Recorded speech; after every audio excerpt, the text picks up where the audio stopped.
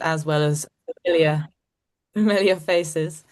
Um, yes, and I just want to mention that it is being recorded. It will be sent in the follow-up email. And just to provide a little bit of context, so this academic community of practice was sort of established in late 2024, are following a collaboration that Rethinking Economics and Deal, the Doughnut Economic Action Lab, to support academics and teachers and lecturers and practitioners to integrate donor economics at the level of university. And so that involved the creation of the Donor Economics for University resources, which will be posted in the chat by lovely Ross here, and also the establishment of these quarterly calls for practitioners to get to know one another, also to hear from Kate and the development of these resources, and then hear whereabouts they've been used around the world. We have recordings of those sessions from last year too, which I'll send as well in that follow-up email. And this year, we're really trying to shift a bit of the purpose of these calls more towards like the sort of pedagogical element of the teaching. Like, how do we actually teach these resources, not just integrate them? And we have lovely guest here, Jacob Rask, who is joining us from Copenhagen, who is an ecological economist, an author, a systems thinker, the founder of the Copenhagen Doughnut, but also delivered and designed the Doughnut Economics Summer School that I was fortunate enough to attend last year. And Jacob is going to be explaining a little bit about that summer school, some learnings and some ways of teaching.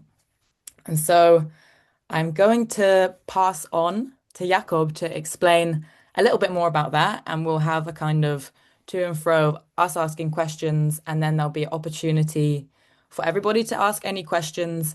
And then we'll also have a section where we go into a bit smaller breakout groups to kind of reflect on our own teaching practices and then look for areas of collaboration across this community of practice.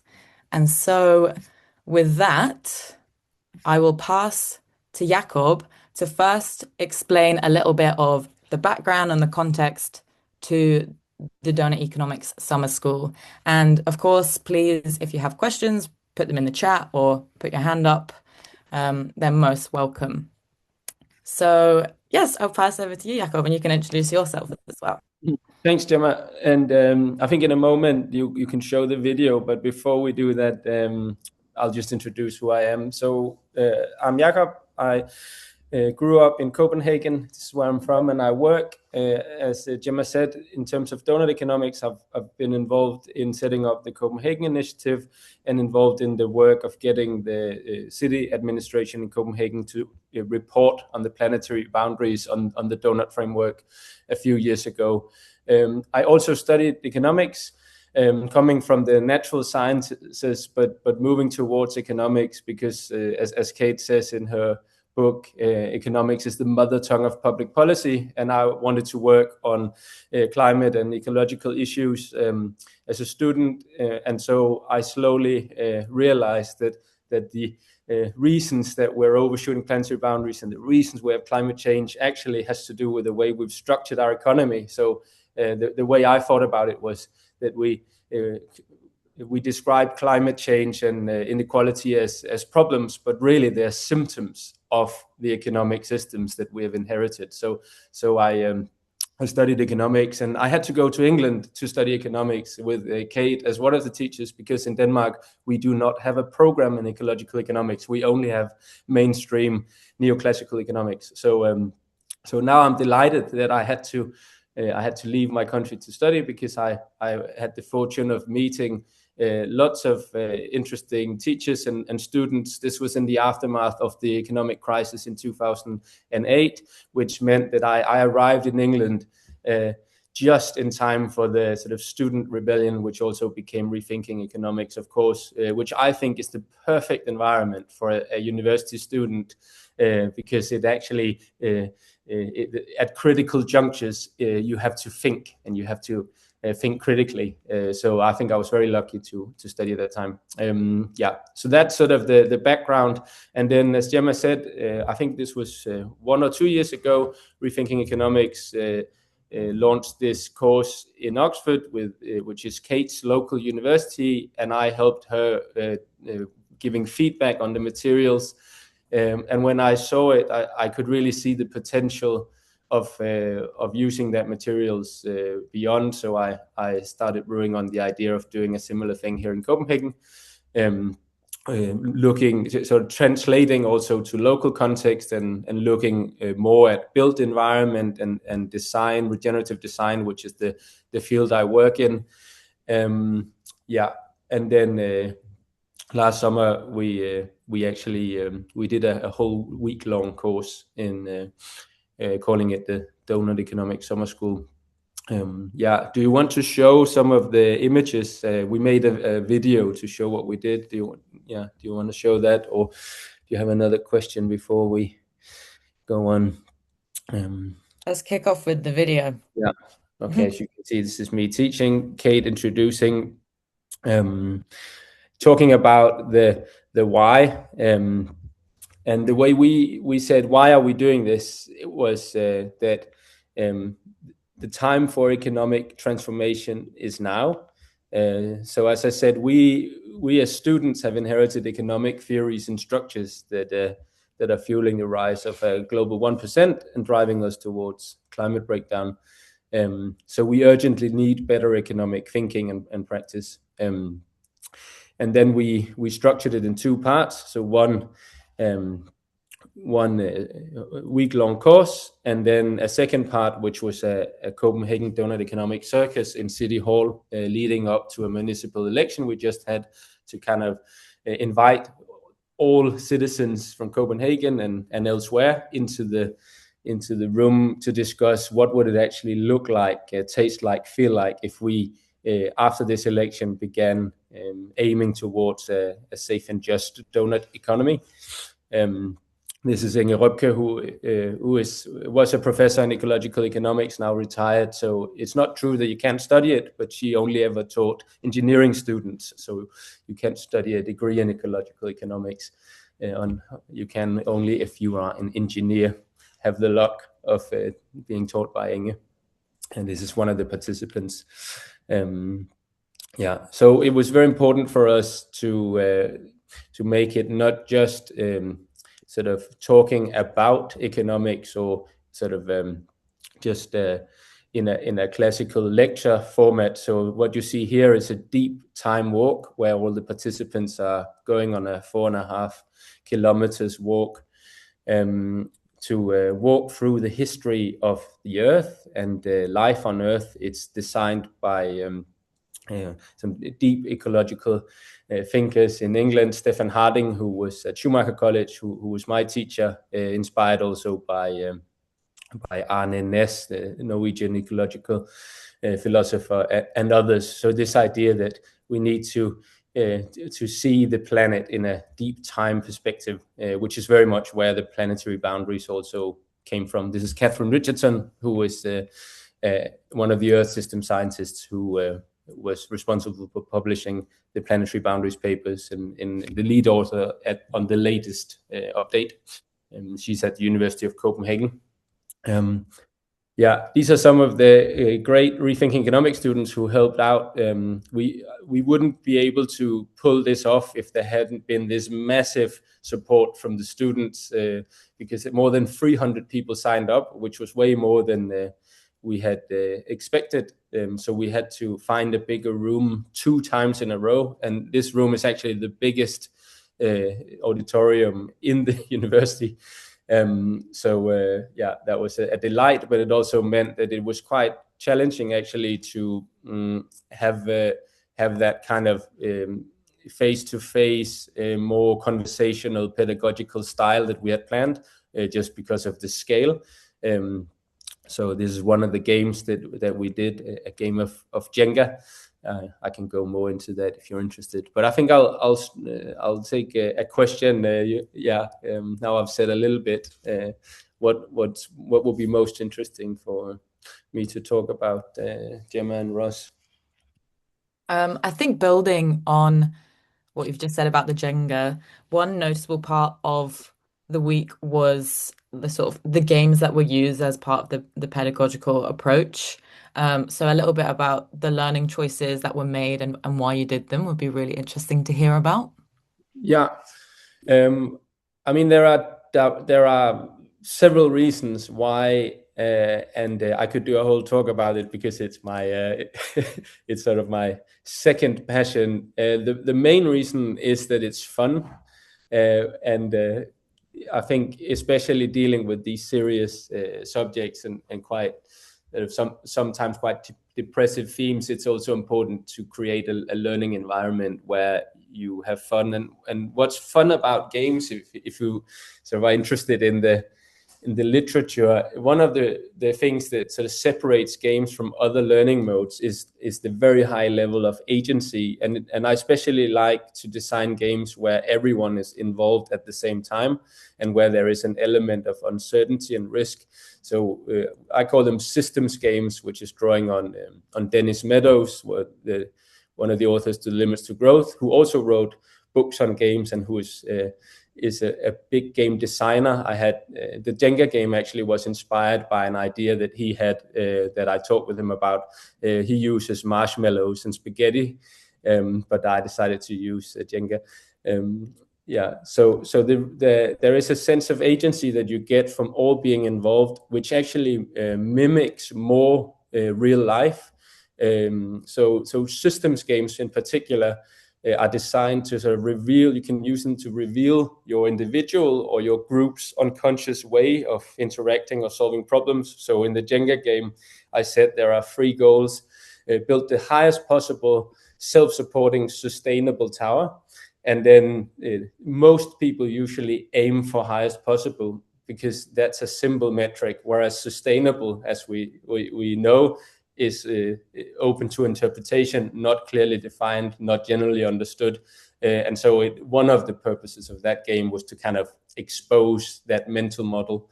And then they get a second chance after the collapse to build for resilience. It can illustrate the power of our habits, our sort of underlying paradigms and values. How do we identify a problem? How do we make decisions? And it's a safe space to do it. You can say the risk is only the tower collapsing, not the whole economy. Yeah, so there's a sort of a chance to learn from mistakes in a safe environment.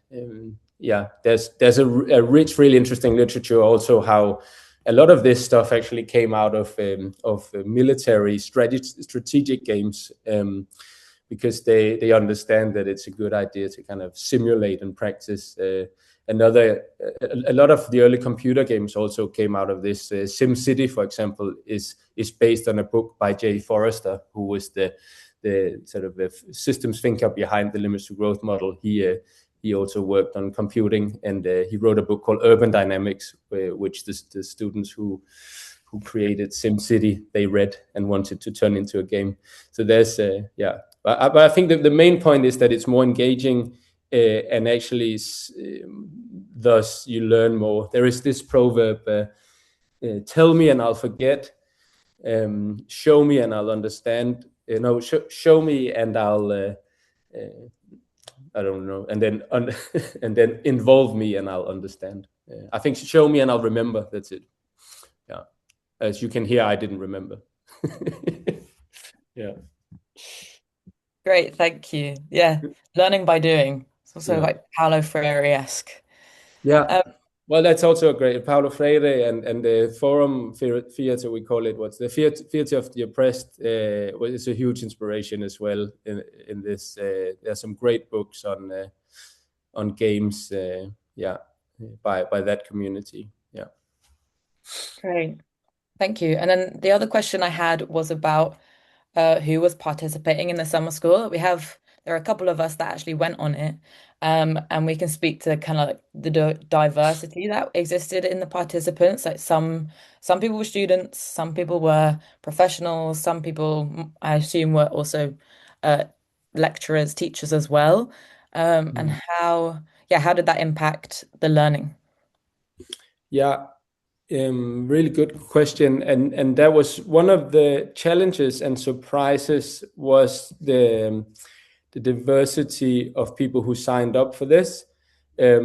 Because initially we were thinking that we were sort of tailoring the course towards students, also including PhDs or postdocs, but people who were sort of uh, researchers or students who were academically um, inclined, you could say. But it turned out a lot of the people who ended up signing up actually took a week off from work or got their work to pay for them, being the architects, engineers, consultants, really broad range of ages and disciplines.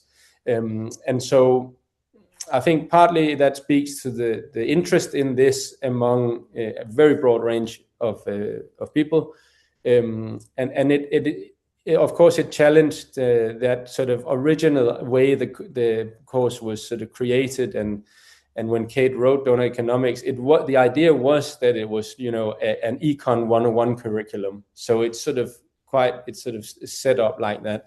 But of course, it's a popular book, so it works even if you. I think it says somewhere in it that the only numbers in it are the page numbers, so it doesn't scare away people in the way that economics courses typically do by beginning with very difficult math. Um, Economics is the course in Denmark. I don't know if it's similar in the UK, but in Denmark, it's the course with the highest dropout rates, simply because the students who sign up are overwhelmed by the amount of math. So I think already in the way that Kate designed the materials, it's very accessible to a broad range of people. One particular thing I decided to do when I saw the diversity of people who signed up, also people came from other countries or people living in Denmark or Norway. There was one from global South countries, from other places who came for it. And then I realized that I wanted to see if we could use that as a strength in the pedagogical design of the course. So on the first day, I designed a kind of a sit down, stand up exercise inspired by Donella Meadows, who wrote an essay called "If the World Were a Village of 1,000 People." And so I had questions like stand up if you were born outside of Denmark, stand up if you have family on another continent, if Danish or is not your mother tongue, if English is not your mother tongue.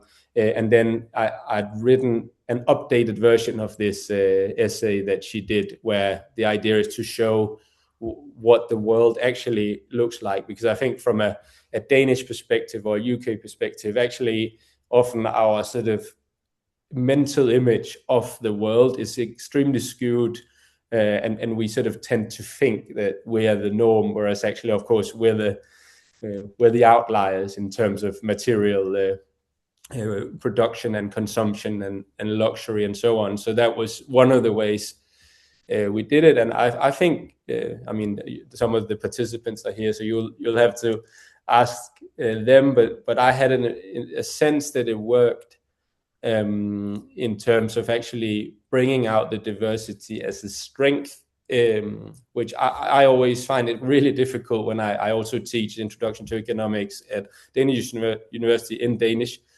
And I often find it difficult to kind of get the world, the global community in the room, because the students are sort of not representative of that. So I find it really helpful and delightful as a teacher to have that kind of diversity in the teaching setting. It makes it much easier to talk about global issues when someone stands up and says, I'm from Brazil and from close to the Amazon, and this is my experience, and so on. Yeah. Amazing, Jacob. I had a question that it comes to mind, because what you've said so far really illustrates the success of the program was about kind of managing some of the challenges. You talk about, there was, I guess, good challenges to have. There was too many people for the room we booked, but it does present challenges in terms of how you want to run it. And I wonder, were there having completed the summer school, were there any challenges that you experienced that you maybe anticipated and had to deal with, or maybe that you didn't anticipate? Mm, And were you doing this sort of initiative again, or people in this call were planning to do some sort of initiative like this? mm, What would the what would the word of warning you give be? mm. Yeah, good question. Um, so from the point of deciding to do this, to applying for some funding to kind of pay for the materials. The other thing was we wanted it to be free because all university courses in Denmark, except for kind of business school stuff, but most courses are free. And so we wanted it to be accessible to everyone. So we had to apply for some funding. That wasn't very difficult in our case because we have a foundation to support new economic thinking and has done for years. So they were actually engaging early on and encouraging us to apply. So we were very lucky in that sense, to be able to have a budget to kind of pay for some of the administrative and preparatory work. But that was a lot of work and kind of designing it, finding out the venue, the connection with the university. I've spoken to some of the participants in other calls who want to set up a similar thing, and I understand that in many places it's a bigger challenge to just find a way to offer that in a university setting. It wasn't for us because I'm associated with a university and have colleagues in other departments who supported this. So that wasn't a big issue in our case. But there was some work in kind of finding out how do you, for example, offer it in a way that allows some to get credits, and we actually decided to not go for that because the administrative tasks of sort of writing it in a way, proposing it that it would be accepted, and then it had to go through a long process, which I felt wasn't really it wasn't the worth it, because we could see that the interest was there. So the important thing was the ideas that were being taught, and but of course that means that we didn't get, for example, some students who simply are looking through a catalog and seeing what should I sign up for this summer to get some university credits. If I was to do it again and had more kind of institutional resources, I think it would be interesting to do it like that. But it's sort of like a trade-off. There is also a power of the sort of I'm thinking of a Danish fantasy character, like a fairy tale character that you don't know. I don't know how to say this in English, but the kind of the underdog course, the outside, the sort of self-organized, just do it kind of. I think also that approach attracts, as well. So I think it's a trade-off, but of course that makes it more work because we basically did all the sort of advertising and organizing around it ourselves, as Rethinking Economics and my colleagues. So I mean that does also mean that I haven't decided whether I'll do it this summer. Probably not, unless there emerges a group who sort of will take care of all the practicalities around it, and then I can just teach. I mean, doing games as well, it looks fun and simple when it works, but sort of the logistics of bringing thousands of wooden bricks into a room at the right time and pool noodles and so on, it's a surprising amount of logistical work. So there's that as well. You, Yeah.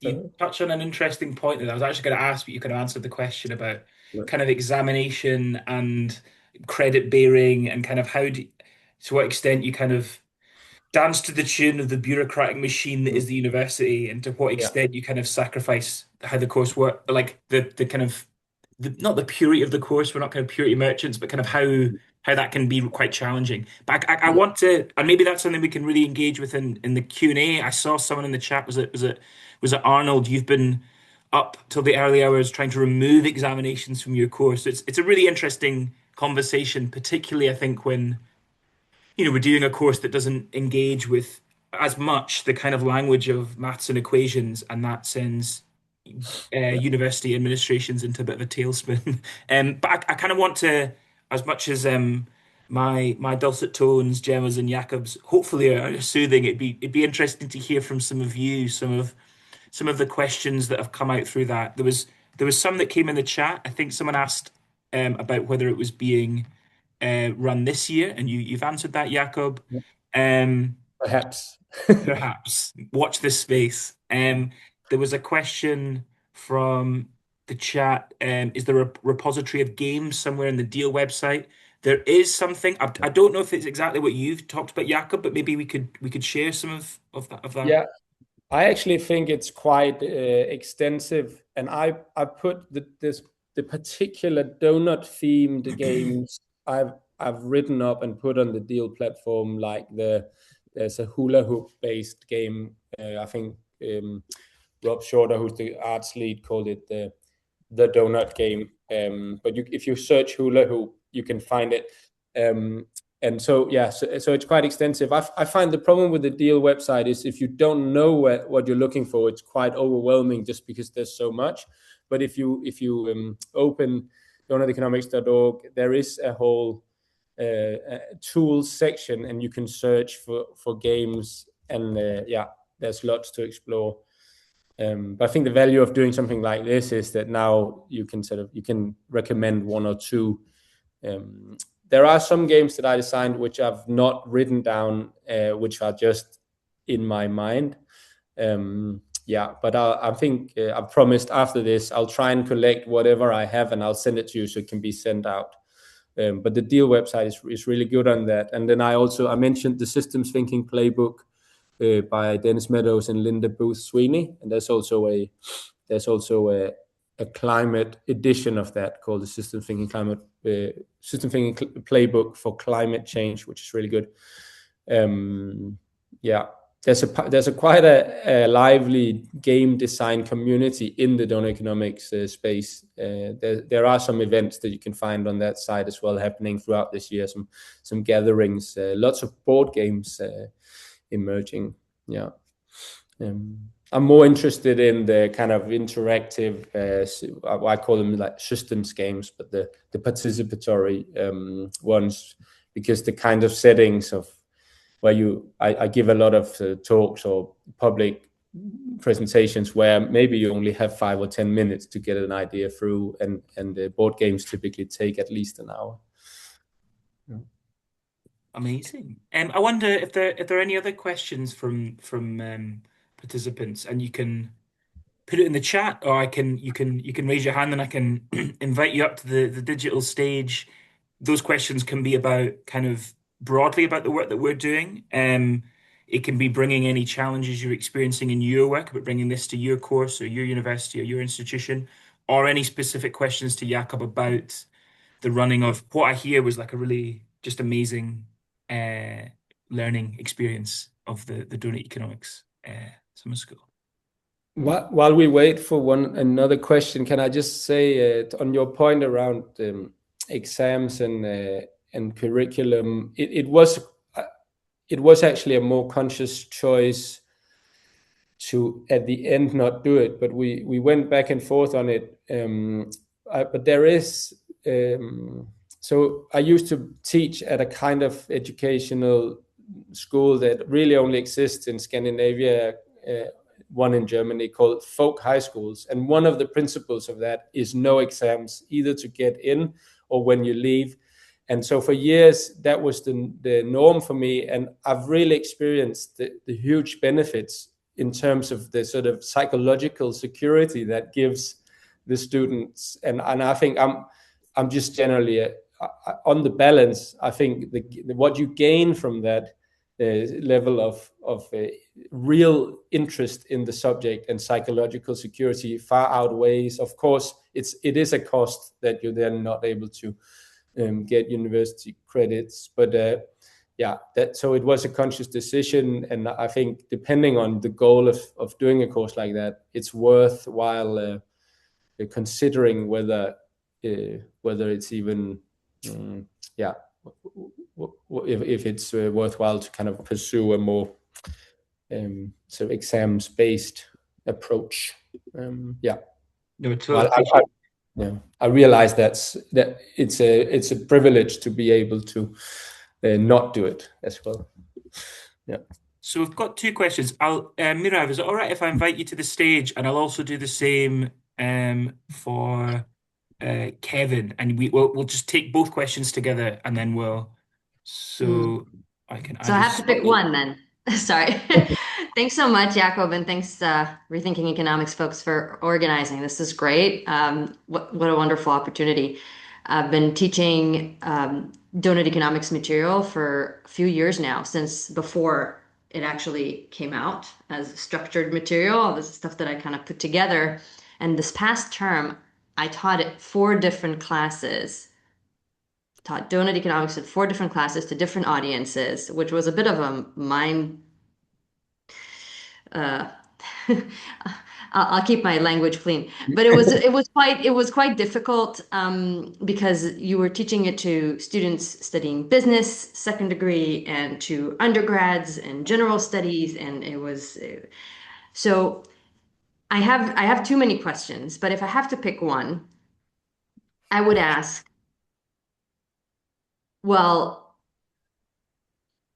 if we're not doing exams, what I chose to do is a project, and that's using more of the applied donut economics tools. So I actually took on the challenge of teaching the 4 lenses and using that as my project. And I wondered, Jakob, if you've been doing something similar, and to what extent and how, if you did so, do you actually engage the students with applying what they learned to real life wicked problems, right? I've Yeah. had a lot of challenges with this. Like the tool is not intuitive, especially for undergrads. It's very difficult. Uh, you need a lot of knowledge, right, to bring all of that together. So I'll stop there. But I do have many other questions if other people don't have them. Do you want me to reply to this directly, Ross, or should we pool a few questions? We'll pull a few questions, I think, and yeah, definitely, Mirav. There's time, we'll definitely ask them, but also if you send the questions, maybe we can ask Jakob to do something that isn't a time-intensive way of replying, and we can share them with. Sure, sure. I write the rest. I have one here already about the summer school and whether or not there's a curriculum that is shareable and replicable. Amazing. Thanks. So I'll invite Kevin, if you'd like to ask your question. Hi, yeah, can you hear me? Yes. Great, yeah. Hi, so yeah, I love playing systems thinking games. I came across that book by Meadows and Sweeney Booth and just like absolutely loved it because I was playing a lot of games with my students already, and I was really just thrilled to find that people had been, exploring these, and I'm curious about how we frame this for students because I feel like in my experience, students come to higher education institutions with an expectation of what learning looks like, and um and perhaps we're asking them to unshackle themselves from that, even just to stand up and walk around a room, which you can frame as a really simple embodied method. But actually, like to stand up and walk around a room is a bit of a revolutionary act and chat to people in a higher education institution because people feel safe and comfortable when they sat down behind their laptop looking at a screen. So I'm really, and often, a lot of our rooms are set up so that people have to sit down in front of a laptop and look in front of a screen. And these days, students have got sometimes 2 screens in front of them as well as the screen in front of the room. So the whole thing's working against standing up and walking around the room chatting. But it's also a great way to decentralize the lecturer because then like knowledge bubbles up from the room, which, as we all know, that's what real learning feels great when that's happening. It's like, wow, this room's really kicking now. So I'm really interested in there's the games, and as you say, that logistics and how you make a game work is maybe needs to be quite tightly framed to make it really really like zip. But then I'm interested in how do we, if we're going to share these games, people like us love them, but if we're going to share these games across higher education and change the dominant modes of learning, how can we invite people to frame the activity so it makes sense for students, so they feel safe to join in with this different way of learning, whether they're an economics student or a computing student or a psychology student. So I'm curious to hear your thoughts on that. Yeah, We'll take one last question, just so there's a group of three. Sure. just to But make it that's a really really great complex. question. Yeah. Perfect. And then there was one. I'll invite you to the stage. Ojas. There we go. Hi, am I audible? Yeah, we can hear you. Cool. I'm Ojas. I'm working as an assistant professor at a design university. So some of the points mentioned here make sense. And we had a session which discussed systems thinking for climate change. And since these were bachelor students, second year, third year, design, climate engineering, and architect students, it was an interdisciplinary course. All the questions circle back to the problem in this real world is directly related to money. And when we started discussing this, then we talked about alternative narratives, what are floating in the world. And when we got to know, it is difficult for them to make them understand these concepts in a Indian setting, because coming from India, the problems and the systems and the intricacies of the systems and the loopholes in the systems are completely different. So how do we address this? And since I was a part of one of the summer schools in Ghent, I could completely relate to what you were sharing about the multidisciplinarity of the class and how that affects the discussion. So I'm intrigued to know more about it. Yeah. Thank you. All So right. there was questions from Mirav around kind of audience. Thank you so much, Ojas, by the way. On audience and how we speak to different audiences, often which require quite a high knowledge base already. Kevin's question around, I guess, received wisdom on what education is and isn't, how we break down those misconceptions. And then Ojaz's question around how we speak to kind of a local context around, particularly around questions of money and finance. Mirav, did you? Yeah. Actually, my question was more about using the applied I see. method of Doughnut, Yeah, like the four lenses or anything like the that. unrolling and the affordances. Yeah, I got that. I think I can try and synthesize the questions. But thanks for repeating, Ross. I'll start with you, Ohas. I find you hit the nail on the head. And actually, even though Kate wrote her book for Global North context and audience, and it's more relatable, I actually found the same issues that you describe in terms of the kind of, it's almost like the Doughnut is so high resolution. It's a global picture. And this relates to your comment as well, Mirav, that the devil is in the detail. And I think one of the so the genius of the Doughnut model and the tools that Doughnut Economics Action Lab has developed is that they look really simple.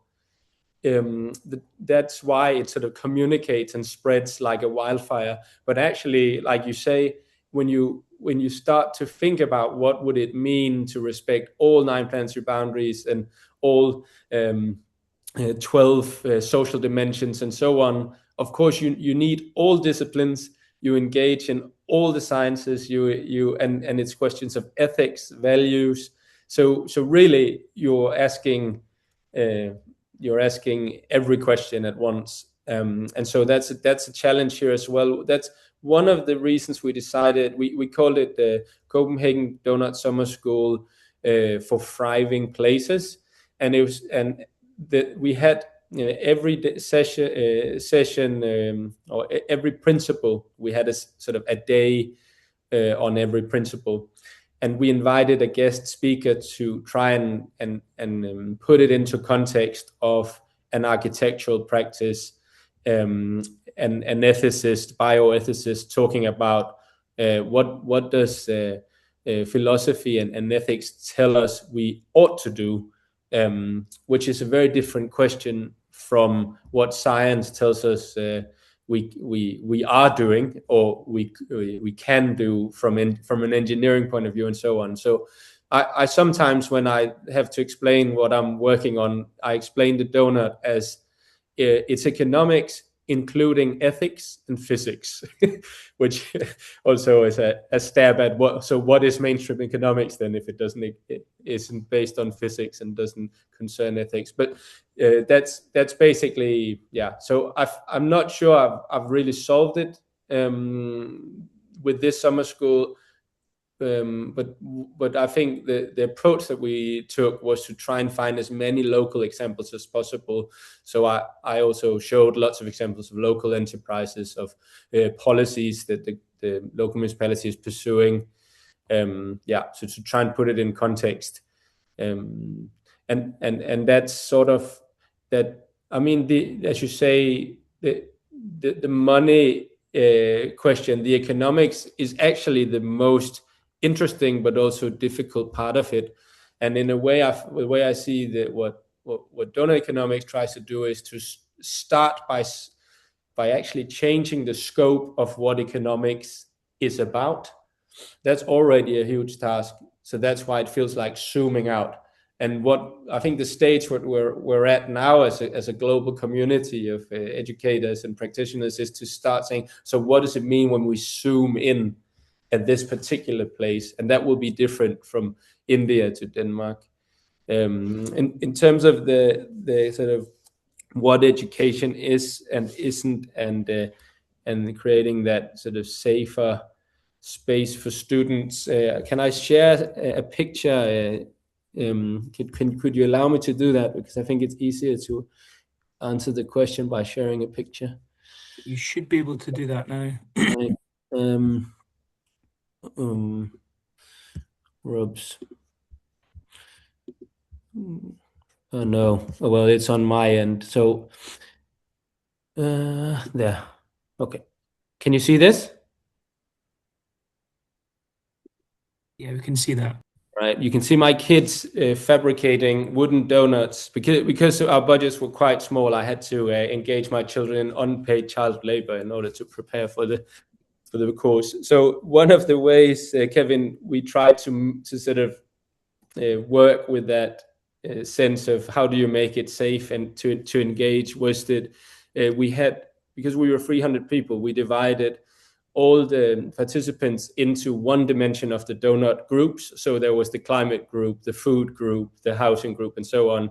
And then every group got like one necklace, which was the group lead, who sort of took care of learning everyone's names, letting me and the other organizers know if there was an issue with someone not feeling like they were understanding where we were going, and so on. And so that was one of the ways that we're trying to create a more safe and engaging, which also is the foundation to then getting them to relax, to lean into doing games and playing. So that was one way to try and do that in a big setting.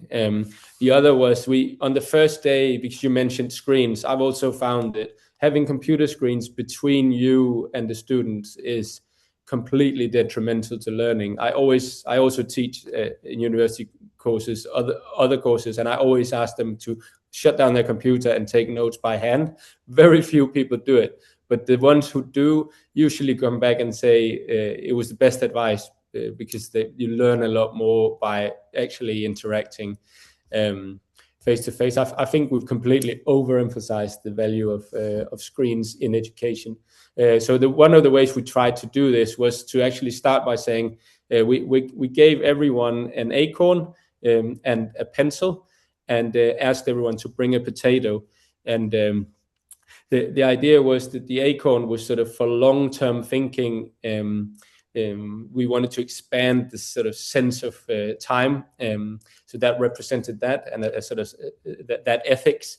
The pencil is based on the quote, I don't know if you can see, but in the beginning of Kate's book, it says the most powerful tool in economics is not money or algebra, it's a pencil, because with a pencil you can redraw the world.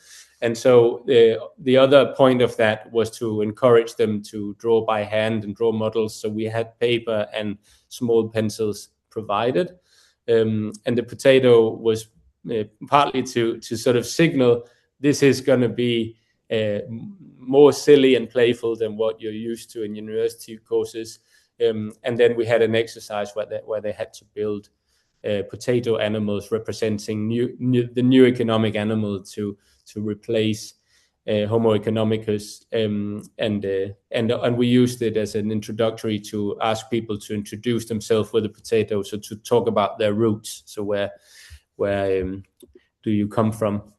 So those were some of the ways, but I think it depends on the participants. I've had similar experiences to you, actually, especially with students from America. I sometimes teach at the Danish Institute for International Studies, where there's about 1,000, many of them Ivy League American students who study in Copenhagen, and that's the group that has been the most challenged by the games that I teach. I've found ways to sort of get them over, but it takes a lot of work because they're not used to that style of sort of discursive, critical, no right or wrong answers, figuring it out for themselves. That's quite anxiety provoking for some. So depends on the group. I think we were very lucky that there was a sort of critical mass of students in the course who enjoy this sort of pedagogical approach. Yeah. Sorry for speaking long, but those were some really good and complex questions. Want to take another one? I think should we go on to the next part of the session, Gemma? Yeah, that sounds great. So I'm just going to change the view back to gallery so that we can see each other. And this part of the call is sort of in that vein of, instead of people being passive consumers of knowledge, it's an opportunity for us to think and reflect on our own learning and teaching practices ourselves. So we've got a small sort of exercise that will now have about then we'll have 15 minutes in breakout groups to discuss 3 questions. Ross will send a link in the chat for a document, which basically, if you can assign one person in the breakout group to take notes, then we can copy and paste back into the chat just to sort of document some of your discussions. And on that document, there will be group numbers, which will be equivalent to the number of your breakout group. These breakout groups will have about four or five people in and answering the following guiding questions. The first is, have you used similar pedagogical approaches in your teaching, whether that be Doughnut Economics or whatever it is that you teach, and thinking about what's worked well and what works less well. The second question is, if you're using those university resources that we've mentioned that Jacob used for the summer school, how are you doing it? And how could we think about various ways to teach these resources? And the final question is around, what collaboration can we foster together, whether that's thinking about, thinking about putting another summer school in, or just any ideas that you have for ways that we can really use this community to develop our practice together. So yes, Ross, can you put people into breakout groups? And I will pause the recording here now. With an apology that I'm sorry I've ended what sound like very good, useful, interesting discussions. Let's continue it here. And the format for this, we've got about 15 minutes or so, is like to, I guess, share with the full group some of the interesting insights, challenges, opportunities that were kind of raised and discussed within the groups. I saw that lots of people have been writing on the notes doc. That's really useful just for kind of like understanding, what the kind of tenor of the discussions were. But yeah, I'd be interested if anyone has any like particular things they'd like to share, either like things that were discussed or questions that were raised that we might want to think about as a bigger group. So yeah, if I'll dive into specific groups if for insight, but just to start us off, is there anything that anybody would like to share?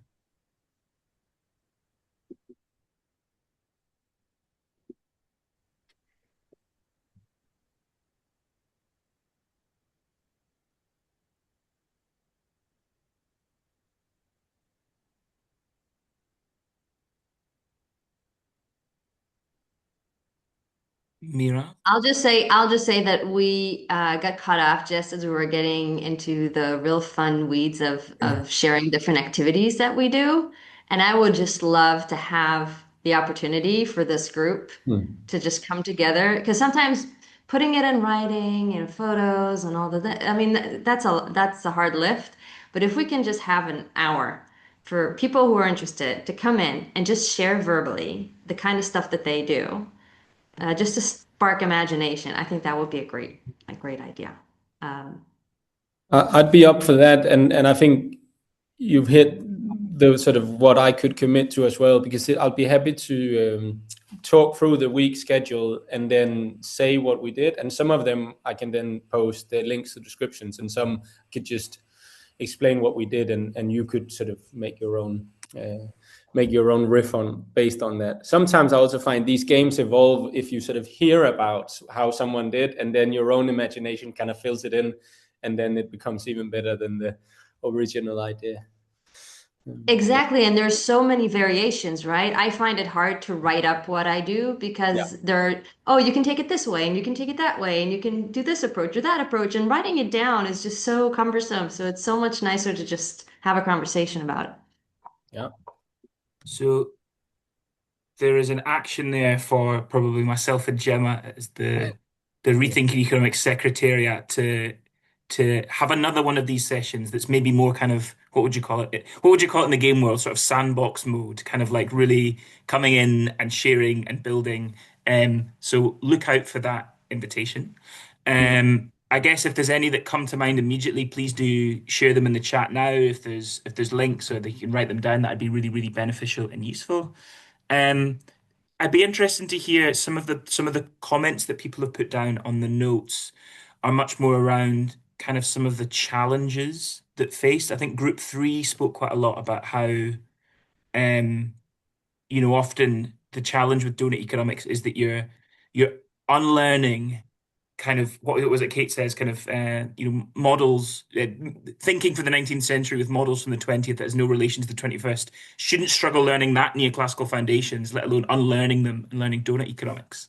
I'm not quite sure who wrote it, but I wonder if anybody wanted to speak more to that, like how you overcame that problem or how that problem manifested itself. Morning. I think that was me that made that comment, and I think it came from the fact that I teach a master's with students from very interdisciplinary backgrounds and who maybe have never encountered economics teaching before, economics theories or concepts in an academic setting, and it's a struggle sometimes to go straight into donut economics without them understanding some basic economics and sort of neoclassical economics, and then even that is sometimes a little bit overwhelming. And so it's a case of having to slow it all down, but then trying to speed it up enough to get to the donut economics part and spend enough time on that, because then their minds have already been blown with kind of trying to understand economics and then trying to understand what has been, the failings of that and the challenges of how to rethink, just because they've never thought about it and maybe come from, yeah, backgrounds where it's just not been taught at all in a sort of formalized setting. And I think the way I've tried to overcome it is to try and make things quite practical and quite discursive to leave enough time to talk through the concepts within class. But I'm finding even that I probably have to slow down yet more. And so then what stays in, what stays out of a course as a result. Limited teaching hours. Yeah, I wonder if anyone could speak to that point. If that is that something people have experienced, and I I guess the aim the aim of rethinking economics at least is that we are able to build the kind of academic consensus, but also broader understanding of kind of what constitutes the economy, that we don't feel we need to teach the regressive stuff to unlearn it, to teach something new. But that's not the world that we live in at present. And kind of the knowledge that already exists in people's head about economics, is strong, and that messaging is very strong. I wonder if is that something other people have had to overcome or experienced, and how have you gone about that? I can comment on it, Ingrid.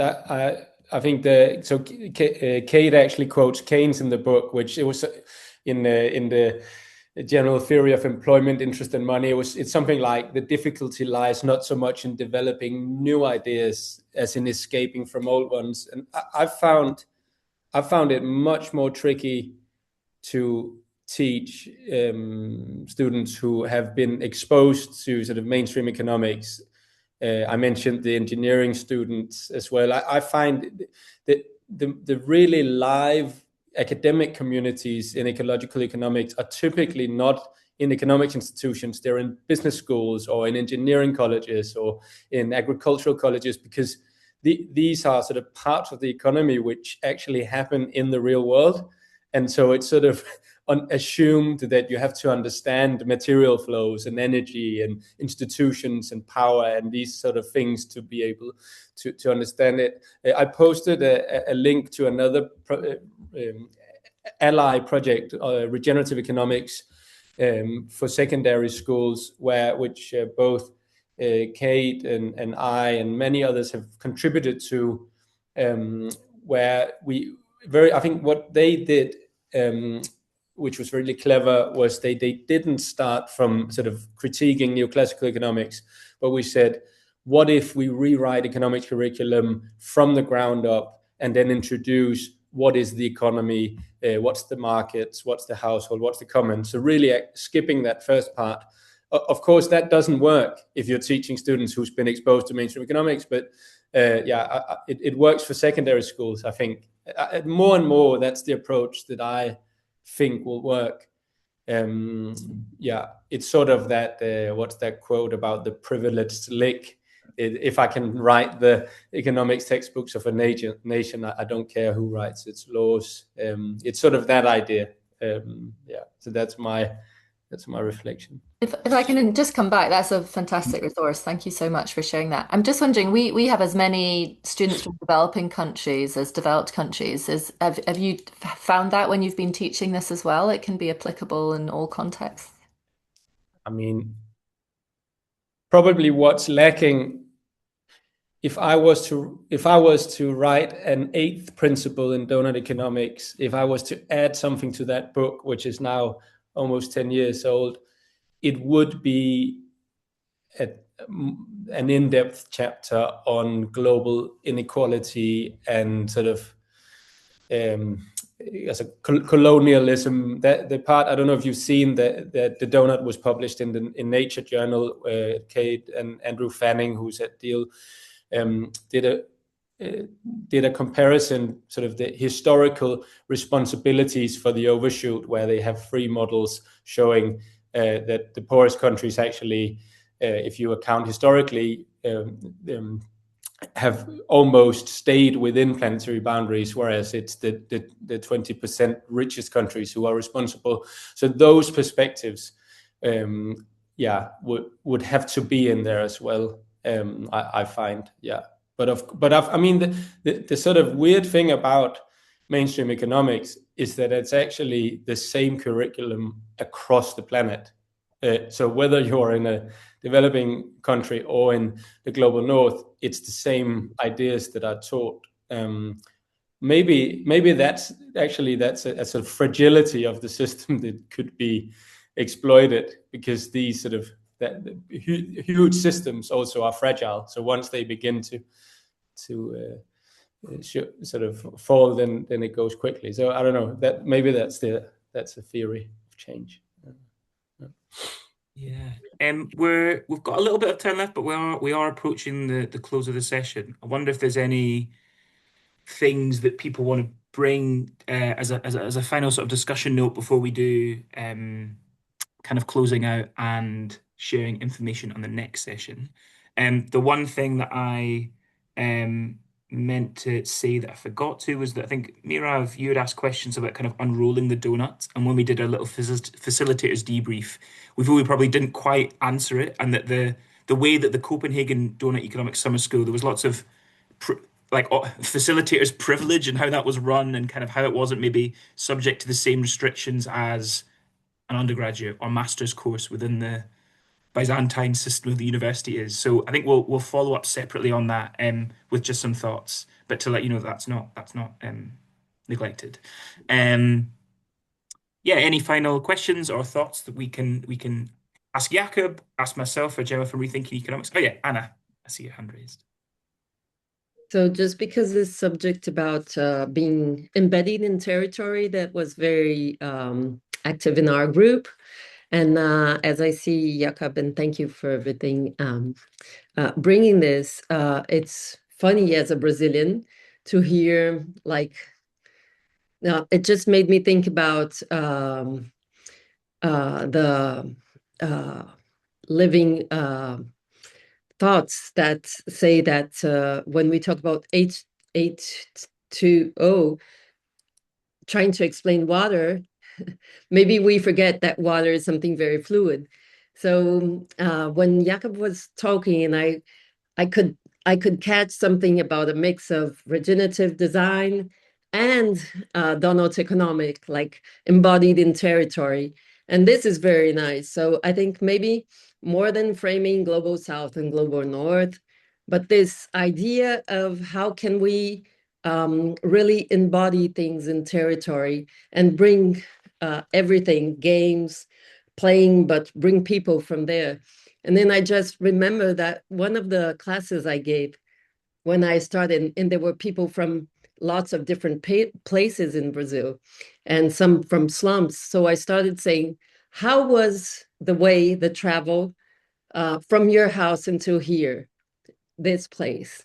And then we started there, and it changed completely what we were doing because of a very simple way to provoke. So I think I just wanted to say, I wanted to hear more about this mix of regenerative design embodied in territory and the Doughnut economy, because I do think this is something that can bring very special and important contributions. I do think this is probably one of the key things in world, actually, when we talk about education nowadays, is bring it to our lives. 100. I mean, we're really moving into the Freirean theory now, but 100%. We tried to bring a lot of that into our work at Rethinking Economics about how can you make people feel not just viewers on their education, but participants, and make sure you connect their economic reality with the economic learning with their economic reality. 100% agree with that point. Really, really well made. I see we'll do a final hand, Mila, if you want to add to the discussion. Thanks everyone for your perspectives, and Jacob, it was fantastically multi-layered, your pedagogical approach, so deep and so helpful. I just wanted to ask, while it's still fresh on your mind, you gave a series of book references about using games, and at the very end of that topic, you said something about fear, and we didn't quite catch which literature you were referring to. Thank you. Good question.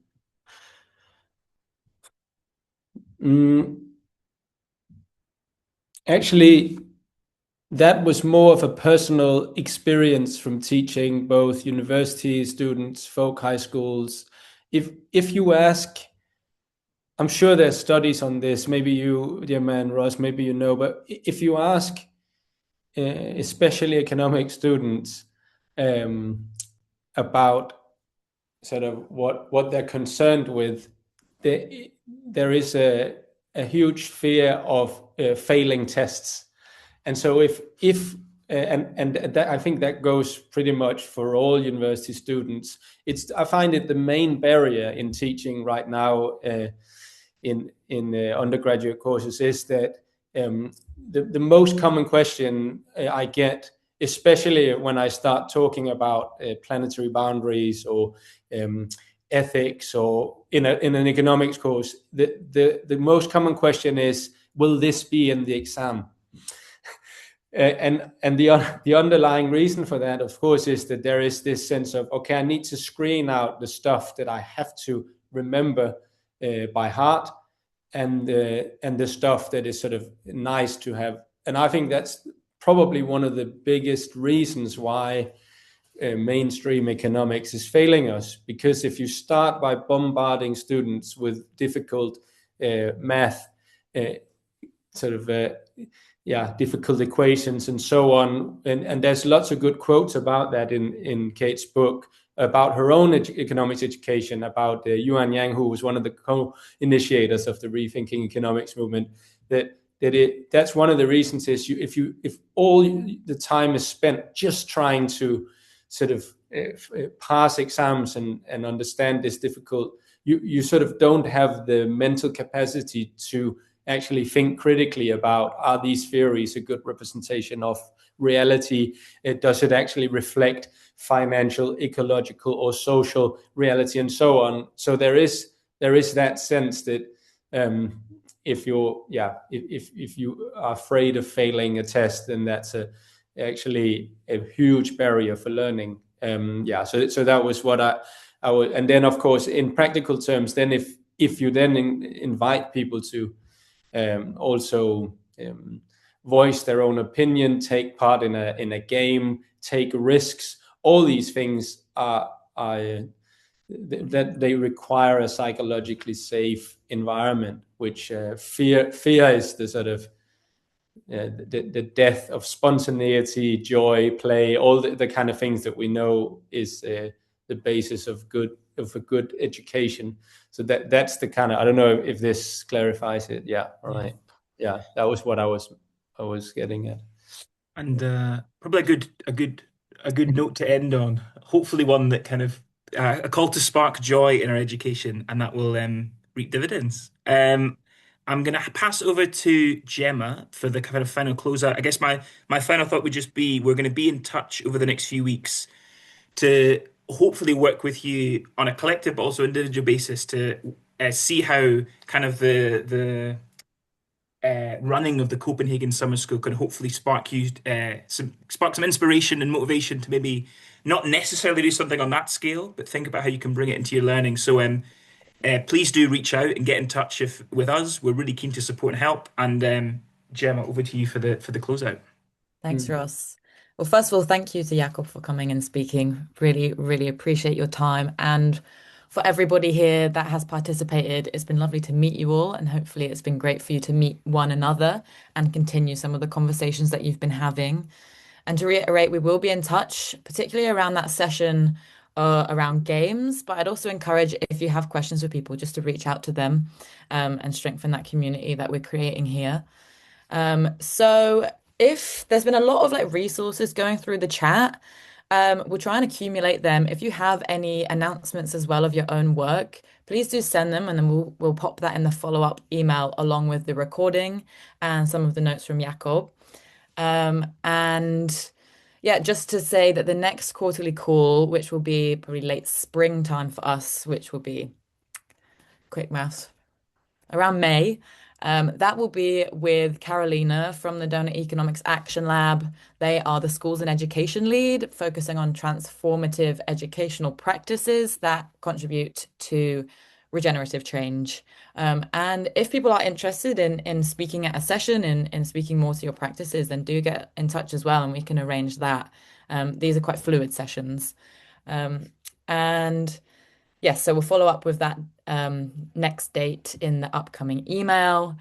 One request from us, which is that if you are using these resources, it is so valuable to collect how they're being used, and we have a feedback form, and that just allows us to continue funding this work and also to understand and celebrate what's happening around the world. So it takes 5 to 10 minutes to fill in, and I would greatly, greatly appreciate if you could. And so, yes, if you haven't, please join the academic community of practice. And I think Ross will send that link. And with that, we can close our call. And I hope everybody has a very, very lovely day, and hope to see you all soon as well.